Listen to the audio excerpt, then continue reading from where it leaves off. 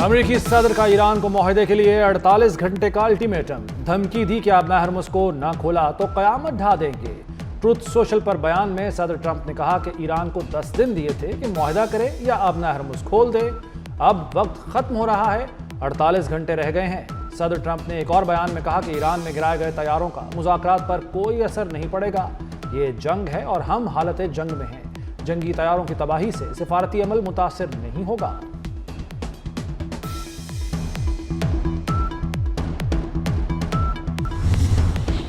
ایران کام کی کوششوں کے لیے پاکستان پر مکمل اعتماد کا اظہار، ایران نے امریکی میڈیا کی رپورٹس مسترد کر دی، مذاکرات کے لیے پاکستان جانے سے کبھی انکار نہیں کیا، امریکی میڈیا غلط بیانی کر رہا ہے۔ وزیر خارجہ عباس عراقچی کا سوشل میڈیا پر بیان، کہا پاکستان کی جنگ بندی کی کوششوں کے لیے تہہ دل سے شکر گزار ہیں، ایران جنگ کے جامع اور دائمی خاتمے پر زور دیتا ہے، پاکستان زندہ باد بھی لکھا۔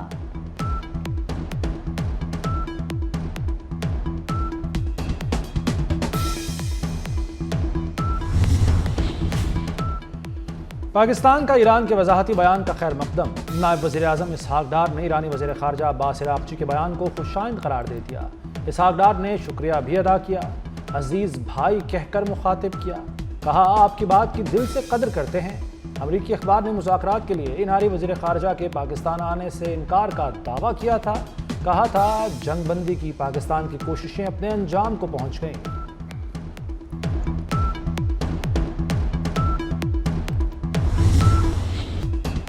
جنگ کے اثرات صرف ایران تک محدود نہیں رہے، خطرہ ہے پوری دنیا تک پھیل جائے گی۔ چیئرمین پیپلز پارٹی بلاول بھٹو نے کہا ہے کہ حکومت سمیت جنگ بندی کی کوششیں کرنے والوں کے لیے دعا گو ہیں۔ وفاق کو منی بجٹ کی حمایت کی مشروط پیشکش بھی کر دی، کہا بے نظیر انکم سپورٹ پروگرام کے ذریعے غریبوں کی مالی مدد کی جائے تو وفاق کی مدد کے لیے تیار ہیں۔ جنگ کے معاشی اثرات کے باعث عوام پر بوجھ پڑا، سندھ حکومت نے موٹر سائیکل ٹرانسفر فیس معاف کر دی، گڈز ٹرانسپورٹرز کی بھی مالی معاونت کی جائے گی۔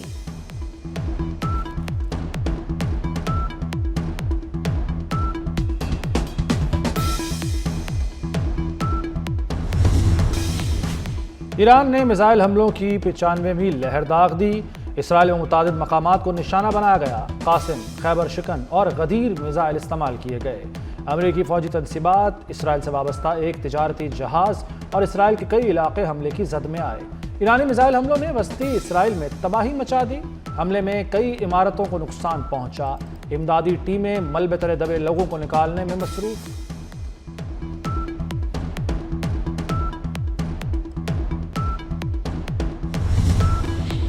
ایران نے امریکہ اور اسرائیل کے خلاف نیا ایئر ڈیفنس سسٹم میدان میں اتار دیا، ایرانی حکام کے مطابق اسی فضائی دفاعی نظام سے امریکہ اور اسرائیل کے جہاز گرائے گئے۔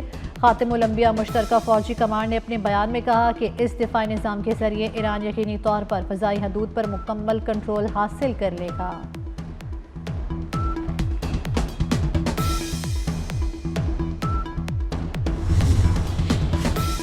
ایران کے خلاف جنگ میں امریکہ کے لیے برا دن، ایرانی فورسز نے ایک ہی دن میں 3 امریکی لڑاکا طیارے مار گرائے۔ ایرانی حکام کی جانب سے ایک امریکی پائلٹ کو گرفتار کرنے کا بھی دعویٰ۔ پاسداران انقلاب کا کہنا ہے کہ جدید ترین فضائی دفاعی نظام سے 5 ڈرون اور 2 کروز میزائل بھی تباہ کیے۔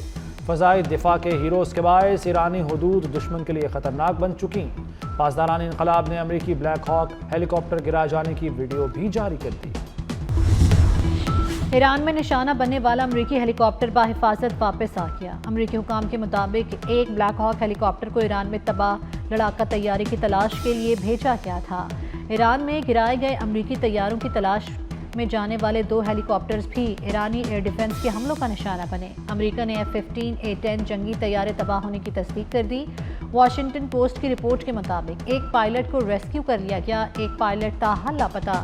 ایرانی میڈیا کے مطابق امریکی پائلٹ کو زندہ پکڑنے پر $60,000 انعام کی پیشکش کی گئی ہے۔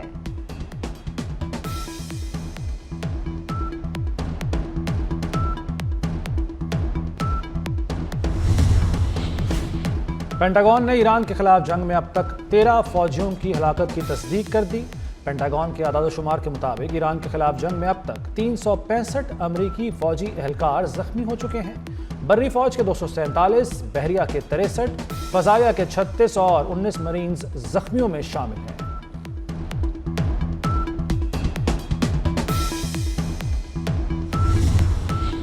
ایران کے بوش شہر نیوکلیر پاور پلانٹ کے قریب میزائل حملہ، عالمی جوہری توانائی ایجنسی کو آگاہ کر دیا گیا۔ حملے میں عملے کا ایک رکن جاں بحق، جوہری پاور پلانٹ کی ایک عمارت متاثر۔ تابکاری پھیلی تو ایران کے ساتھ خلیجی ممالک میں بھی زندگیاں ختم کر دیں گی۔ وزیر خارجہ عباس عراقچی نے خبردار کر دیا، ٹویٹ کیا کہ آپ کو یوکرینی جوہری پاور پلانٹ کے قریب جھڑپوں پر مغربی دنیا کا غم و غصہ یاد ہوگا۔ ایران کی اشیاء ضروریہ کے جہازوں کو آبنائے ہرمز سے گزرنے کی اجازت۔ میڈیا رپورٹس کے مطابق جہازوں کو پروٹوکول پر عمل کرتے ہوئے ایرانی بندرگاہوں تک آنے کی اجازت ہوگی۔ خلیج عمان میں موجود جہازوں کو ایرانی حکام سے رابطے کی ہدایت۔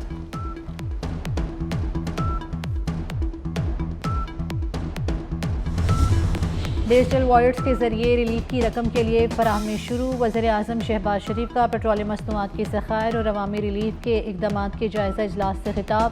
پبلک ٹرانسپورٹ اور گڈز ٹرانسپورٹ کو سبسڈی کی ڈیجیٹل منتقلی شروع کر دی گئی۔ ملکی ضروریات کے لیے پیٹرولیم مصنوعات کے مناسب ذخائر موجود ہیں، مشکل وقت میں عوام کو اکیلا نہیں چھوڑیں گے۔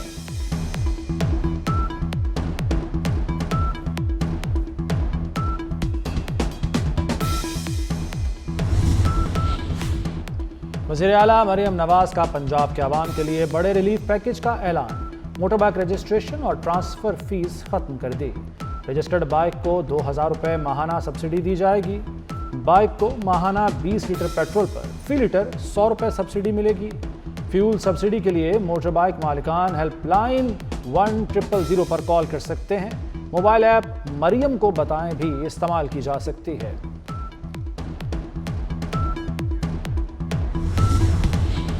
سندھ حکومت کا ٹرانسپورٹرز کو کرایہ نہ بڑھانے کی شرط پر ماہانہ مالی معاونت فراہم کرنے کا فیصلہ۔ مسافر بس اور کوچز کو فی گاڑی ماہانہ 2,40,000 روپے تک سبسڈی دی جائے گی۔ طویل فاصلے کی بسوں کو ماہانہ 10,80,000 روپے تک سبسڈی دی جائے گی۔ مال بردار چھوٹے ٹرکوں کو 70,000 اور بڑے ٹرکوں کو 80,000 روپے ماہانہ دیے جائیں گے۔ وزیر اعلیٰ سندھ سید مراد علی شاہ نے کہا ہے کہ ہر رجسٹرڈ موٹر سائیکل مالک کو 2,000 روپے نقد فراہم کیے جائیں گے۔ شفافیت اور بدعنوانی کے تدارک کے لیے سبسڈی کی ادائیگی ڈیجیٹل ایپ سے کی جائے گی۔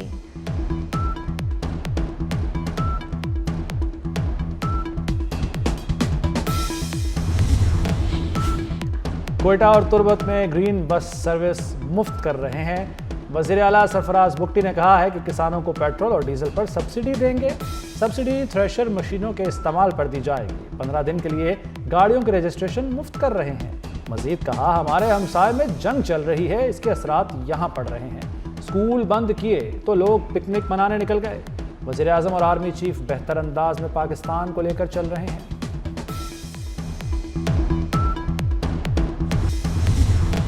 پیٹرول کی قلت مسئلہ نہیں، قیمتوں میں اضافہ مسئلہ ہے۔ وزیر اطلاعات عطا تارڑ نے کہا ہے کہ خطے کے تمام ممالک صورتحال کا سامنا کر رہے ہیں۔ وفاقی وزیر مصدق ملک نے کہا، مسلسل سبسڈی کا سلسلہ جاری رکھنا ممکن نہیں۔ ٹرانسپورٹرز کو سبسڈی اس لیے دے رہے ہیں کہ کرایہ نہ بڑھائیں، شہری بھی کفایت شاری کو اپنائیں۔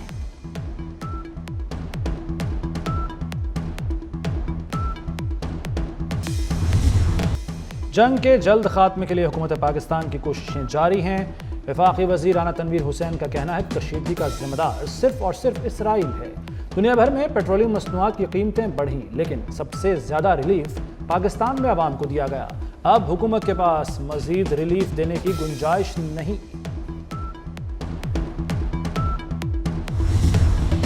پیٹرول کی قیمت میں کمی کے باوجود قیمت کم نہ کرنے پر شہری بھر گئے۔ کراچی کے علاقے سرجانی ٹاؤن میں پیٹرول پمپ پر توڑ پھوڑ کر دی۔ واقعے کی ویڈیو سامنے آ گئی۔ پمپ انتظامیہ نے واقعے کا مقدمہ درج کرا دیا۔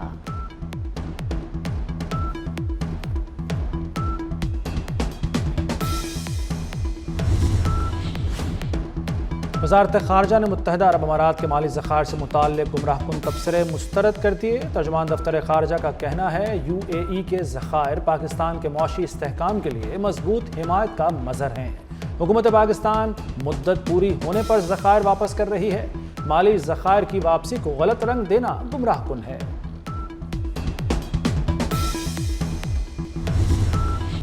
پاکستان کے بحری مفادات کو چیلنج کرنے کی کسی بھی کوشش کا بھرپور جواب دیا جائے گا۔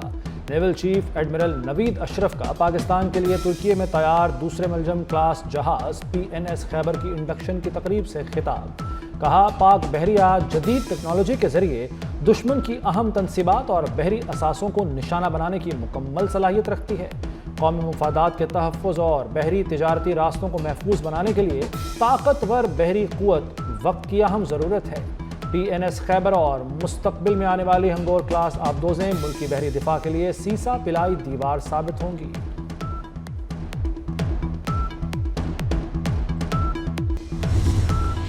بھارت ایک بار پھر فالس فلیگ آپریشن کے موڈ میں ہے۔ اب کوئی حرکت کی تو کولکتہ جا کر پھینٹی لگائیں گے۔ وزیر دفاع خواجہ آصف نے خبردار کر دیا، کہتے ہیں بھارت اپنے لوگوں یا پاکستانی قیدیوں کی لاشیں پھینک کر دہشت گردی کا ڈرامہ رچانا چاہتا ہے۔ پاکستانی ایئر فورس نے سرحد کے اندر گھس کر بھارت کو مارا۔ بھارت کو ایسی شکست دی کہ ساری دنیا اور عوام ان کو جوتے مار رہی ہے۔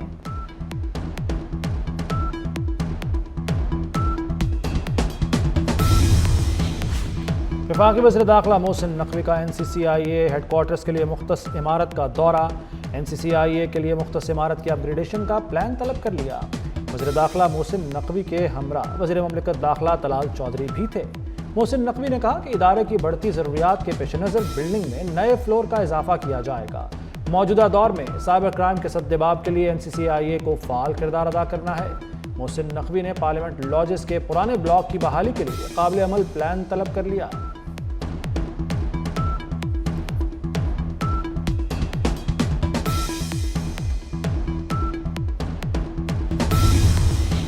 شہید ذوالفقار علی بھٹو کی برسی پر کراچی، لاہور اور راولپنڈی سمیت ملک بھر میں تعزیتی تقریبات۔ خاتون اول آصفہ بھٹو زرداری کی بلاول ہاؤس میں قرآن خوانی میں شرکت۔ یوسف رضا کیلانی، راجہ پرویز اشرف، شرجیل انعام میمن اور دیگر کا تقریبات سے خطاب۔ کہا ذوالفقار علی بھٹو پاکستان کے عظیم لیڈر تھے، ملک کو متفق کا آئین دیا، سینٹ کا فورم دے کر تمام صوبوں کا احساس محرومی ختم کیا۔ شہید ذوالفقار علی بھٹو کا دیا گیا نیوکلیئر پروگرام نہ ہوتا تو پاکستان آج محفوظ نہ ہوتا۔ لاہور کے مختلف علاقوں میں تیز بارش سے موسم خوشگوار۔ اسلام آباد اور گردنواہ میں بھی وقفے وقفے سے بارش کا سلسلہ جاری۔ کاغان، ناران، شوران اور دیگر سیاحتی مقامات پر برف باری۔ آزاد کشمیر، گلگت بلتستان کے بعض پہاڑوں پر برف باری۔ پشاور کے مختلف علاقوں میں موسلادھار بارش۔ لینڈ سلائیڈنگ کا خطرہ بڑھ گیا۔ بلوچستان میں بھی موسم کے بگڑے تیور درست نہ ہوئے۔ بارشوں اور سیلابی ریلوں سے املاک اور فصلوں کو شدید نقصان پہنچا۔ کراچی میں کھلے مین ہول موت کے کنویں بن گئے۔ لی مارکیٹ کے قریب مین ہول میں گر کر ایک شخص جان کی بازی ہار گیا۔ لاش کو نکال کر اسپتال منتقل کر دیا گیا۔ خوشی، امید اور نئی زندگی کی علامت۔ مسیحی برادری کا سب سے بڑا تہوار ایسٹر۔ پاکستان میں گرجا گھروں میں ایسٹر کی عبادات کا انعقاد۔ روشنی اور رنگ برنگے پھولوں سے گرجا گھروں کو سجا دیا گیا۔